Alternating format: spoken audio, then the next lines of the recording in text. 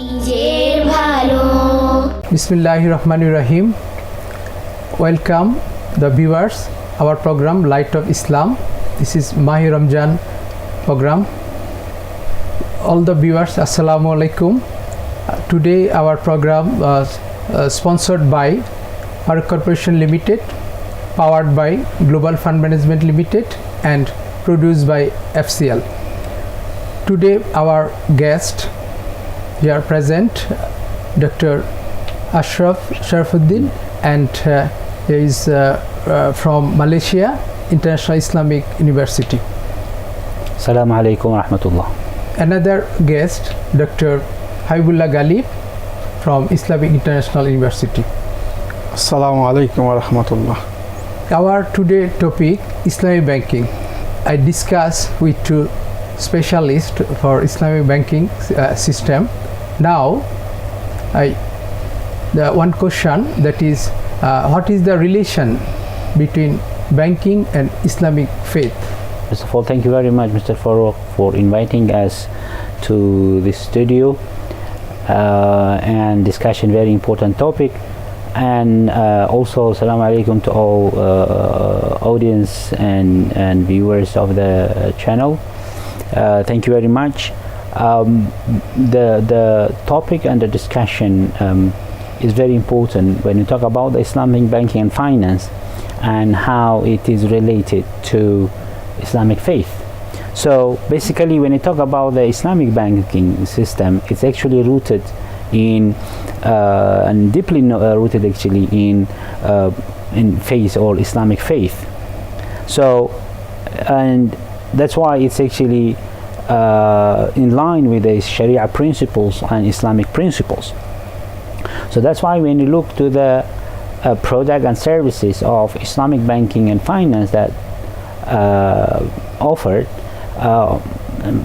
actually are in line with the Sharia compliant, and also avoiding the element of the haram, which is the Sharia or Sharia law, Islamic law prohibited, such as riba.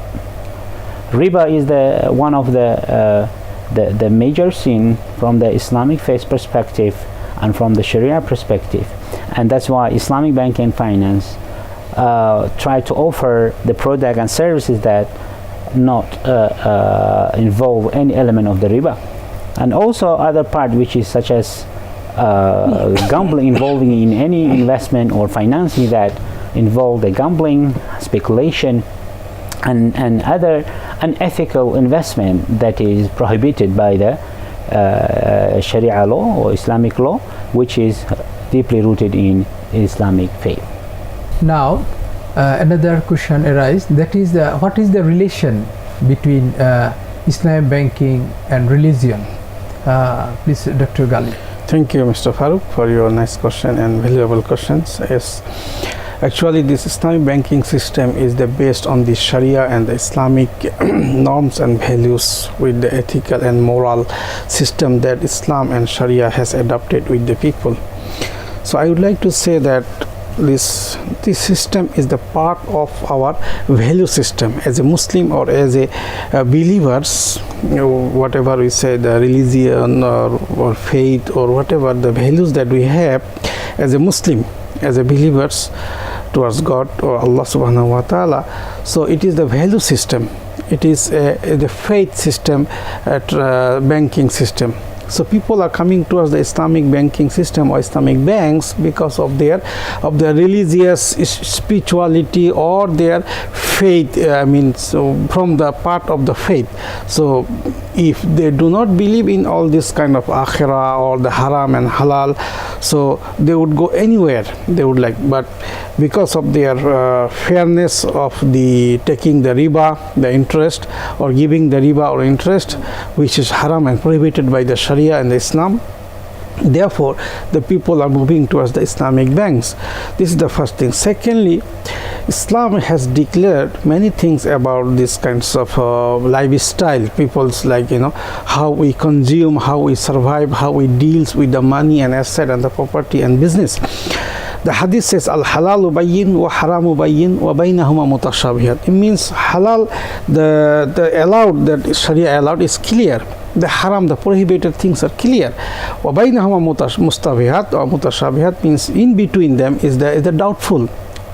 And then faman waqa'a fi shubhat fa waqa'a fil haram means those who fall into the doubtful things, they fall into the prohibited things, the haram. So Islam strictly prohibited the doubtful things. So when we are doing any kinds of transaction or any kinds of dealings of the business or money, so we must be careful as a religious person or as a believers that either it is haram or it is doubtful. So it must have the clear, the halal and the permissible things from the Sharia or from Islam. Second thing is another hadith. If we look into the Sunnah, the prophetic command that when we are praying Salah, doing Hajj and other activities or ibadah to get the pleasure of Allah subhanahu wa ta'ala, but in the meantime our money, our asset, our transaction, our income must be halal in order to be purified our self to accept our ibadah, like the Ramadan, the fasting, the roza, the prayers, the namaz or hajj or any sadaqah. So the income must be, which is the fundamental and basic and foundation of our ibadah. We taking the prohibited elements or the haram income and we do the hajj and do the fasting or pray salah 5 times. It does not make any sense when we are consuming the haram items.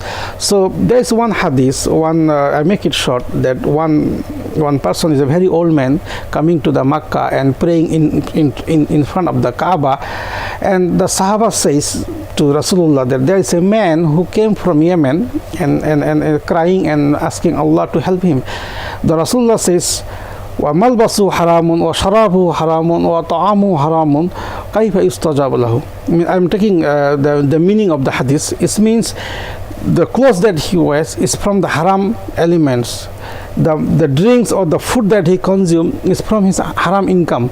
So how Allah can accept his prayer? So look into this hadith and considering all these things, that means the religion, the Islam or our faith always emphasize and concentrate onto the income that we are earning or gaining. So the income is the fundamental basic elements of our all worships. Without the halal, consuming the halal or the halal income or any kinds of transaction or business or any kinds of dealings with the money or asset matters must be purified and halal and permissible by the Sharia and the Islam. Without that, whatever it is we do, our ibadah, our worships, our prayers, our fasting, our hajj will be not accepted due to the consuming the haram elements that is prohibited. And Dr. Ashraf has mentioned also some prohibited elements by Sharia in terms of the money, in terms of the finance, in terms of our income and all kinds of things. So that is the point, that the Islamic banking system is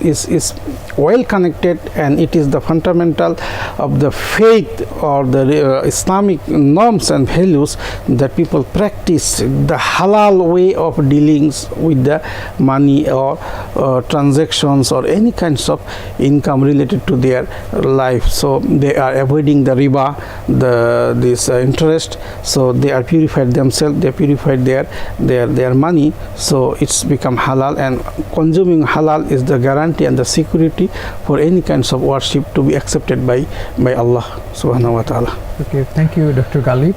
Now we discuss about the customer satisfaction. How is Islamic banking contribute the customer satisfaction? Thank you very much, Brother Abdullah. This question to answer, I think you need to relate it also with previous answer by Dr. Habibullah. Because when you talk about the customer satisfaction, mainly mean if Muslim customers, because Muslims believe in Islamic faith and religion, and the monetary activities and transaction and financial activities must be Sharia compliant. So spiritually and from the religious perspective, they must be feel kind of the satisfaction. So that's why if we look some other countries that they don't have the Islamic banks, normally the level of dealing with the conventional banking is very low. Perhaps they may use only the necessary products from the conventional banks, but they will not deal totally with the conventional banks, and the government always encourage people to deposit their money in the banks and deal with the banking industry, but Muslims, they don't prefer to deal with the conventional. Why? Because they're not satisfied with it. But when you come to the Islamic, it's from the religious perspective, actually they are very satisfied, because they feel that they are worshipping Allah subhanahu wa ta'ala when they deal with the Islamic banks. So just only one part I want to add here is that when we talk about the religion, that Islamic banks relate to the religion and to Islamic faith, it not necessarily means that Islamic banks is solely for Muslims. So Islamic banks actually for whole humanity, it's not only for Muslims. So even the non-Muslims also can adapt and can communicate with or deal with the Islamic banking industry, simply because it's ethical, based on the ethical activities. So if you look, for example, like those countries that having the multi-racial environment, such like Malaysia, which is there is a quite percentage of non-Muslims. So we see the statistics show that non-Muslim also dealing with the Islamic banks, and because of ethicality, because of the transparency, because of the and other activities that normally, or other features that normally Islamic banks provide, which they cannot find it in conventional.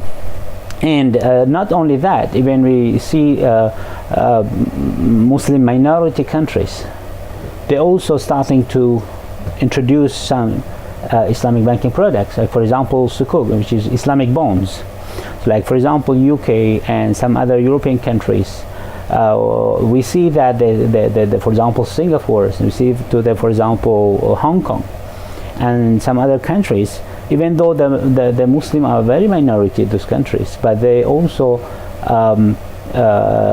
basically what we call supplying or offering the Islamic banking products such as Islamic bonds or Islamic equity funds and so on and so forth. It's not only because they're Muslims, but it means that customers are satisfied to deal with the Islamic banking customers. Maybe, and also part of it is tailor-made products. So for example, if you look to the Islamic banking product and services, we find out that we have different types of products which whenever the customers request or demand, Islamic banks can provide. For example, if there is a sale-based contract they need it, so Islamic banks can offer simply the murabaha, which is the sale-based product.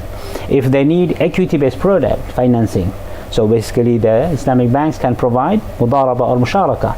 If they need agency fees or fees-based products, Islamic banks can provide wakala and agency-based contract, and so on and so forth.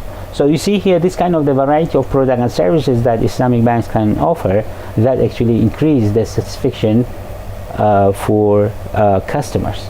So that's why I think the satisfaction is quite high, but definitely Islamic banks need to provide more robust and system, more transparency, more what do you call, the contract must be very transparent and must be very what do you call is very simple and accessible to everyone, so that actually can be sustainable for fulfilling the customer satisfaction.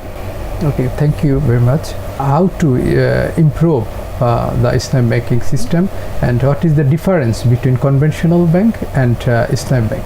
Please, Dr. Ghalib. Thank you, Mr. Farooq, for your question. As we started our discussion from the faith and the religion, all these things, and the Sharia. So if you look into the basic point between the two systems, the conventional system and the Islamic system, so Islamic banking system is totally different than the conventional system. what is the main issue of this Islamic banking system? Is the main issue is related to our faith, our iman, our belief, because we believe that as a Muslim we cannot deal with the riba, with interest. This is our basic and fundamental faith, and the Quran is given the warning to the Muslim to not deal with the riba, with the interest, which is a great sins, or grave sins, means the very big sin as a believer. So based on this warning from the Quran, every Muslim must put himself or pull himself out from any kinds of dealing with the haram and prohibited items or system that can disturb his belief or spiritual system. I mean, like as I mentioned earlier about the halal and haram things, a Muslim or believer must always concern about his dealings, his business, his investment, his income, his finance, all kinds of things which is the basic and fundamental of our life, our religious life, especially our spiritual life. If we are dealing with all this kind of riba or the haram elements with our income, that means whatever we do with this kind of our flesh and the blood is produced by this kind of haram income having with the riba, that means is very harsh word, but I'm sorry to say that it doesn't make any sense to our other activities in the religion, in our faith. Secondly, I would like to say that of course conventional bank is a very old system that they are dealing with the people, and many of them are satisfied with them, but in a sense, as a believers, as a ideology, as a Muslims, we have our own system. Islam is a complete code of life. We have our personal life, social life, international life, economical life, financial life, family life, everything. Islam has given a complete system. So as a Muslim, we always need to have our own system to adapt. We have to follow our own system rather than produced by the other ideological system that like conventional banks. So there is the basic fundamental difference between the conventional and the Islamic system, that Islam has our own Sharia based system that every Muslim must follow, as like that the worship system, like prayer, the fasting. We have our own system, but the other religion have their own system, the different system. So it is a kind of conflict between the religious faith and the practice. Sometimes we go to the masjid, but if we go to the masjid and we steal something, that is contradictory with our faith, because masjid is a worship place. But if somebody go and steal something from the masjid, his iman is contradictory. His iman is conflicting between the halal and haram. So therefore I would like to emphasize that the basic and fundamental difference is between the conventional and the Islamic system is the faith, is the belief. And what we believe that whatever we do in this dunya, in this world, it will reflect to our akhirah, the day of judgment, or after here. So any kinds of dealings, any kinds of income, or any kinds of money matters, business transactions, it will reflect our faith, and it will reflect to our hereafter life, like in the day of judgment. So that is the point that we always concern about our all kinds of dealings in our life. Thank you very much. Okay, thank you, Dr. Gali. And here on the straight line, that is Islam banking follow two rules, that is government rules and Sharia rules. And government rules is administrative, and Sharia rules for the loss profit system sharing. Here another thing, that is Islam bank can follow anybody, any people, like Muslim or not Muslim, but Islam bank follow only Quran, not others religion book. For that reason, any bearing or bindings, any others religions people money can take Islamic bank. Here any prohibition or any bear? Regarding if I want to emphasize some points that how it's different from the conventional one. If you look from the, for example, investment side, which is the core business of the Islamic banks. So Islamic banks offer the investment product and services from different level perspective, which is the first one is must be ethical. And for example, the Islamic bank and finance cannot offer or finance any project or any business that is involved any unethical, like for example, if the customer wants to expand his liquor factory, for example, and the profitability is very high. So that's why in this case, Islamic banks, even though the profitability perhaps may be very high, but Islamic banks cannot finance that due to the element of the unethical investment or haram investment. So then from the investment side, it looks from that perspective that must be ethical, must be avoid all the elements that prohibited in Islamic faith. And then from the regulatory side, one of the requirement in the Sharia in Islamic banking and finance must have the independent Sharia board.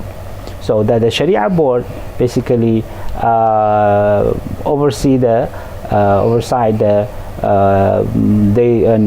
activities, daily activities of the Islamic banks and finance, and advise accordingly the Islamic banks. And Islamic banks cannot announce or cannot offer any business or any activities or any product and service unless to get the confirmation or confirmation from the Sharia board. So that is actually is not existed in conventional side, which is actually we can call it more profit oriented. So we cannot deny that Islamic cannot make profit. If you look at, for example, Allah subhanahu wa ta'ala prohibited only one element, which is riba, but we have many other elements that which is halal. For example, if fees based, we can use fakala. If it is equity based, we can use mabaraba, musharaka. If we want to use the sale based product, we use let's say murabaha. If you want to finance the agriculture, we use salam product. And if you want to use the building, for example, and infrastructure, we can use istisna. If you want to use agriculture, salam, and so on and so forth. So that was that variety, which quite a lot actually. We have the variety of halal scope that Islam allowed us, but only one element which is not allowed is actually very, if you look at and count it, actually is very narrowed down. So this actually the main, if you look at from that perspective, this actually differences between the Islamic and conventional banks. Okay, thank you very much, Dr. Ashraf, and thank you, Dr. Galib. Here one thing is very clear. Muslim or non-Muslim, both people here invest and take their profit, not interest, and no barrier there. And Islam Bank always follow the Quranic rule, but no bearing, no profit or barrier for the non-Muslim people. Thank you very much, all the viewers, and next episode, Light of Islam, you're very much welcome, and to see again.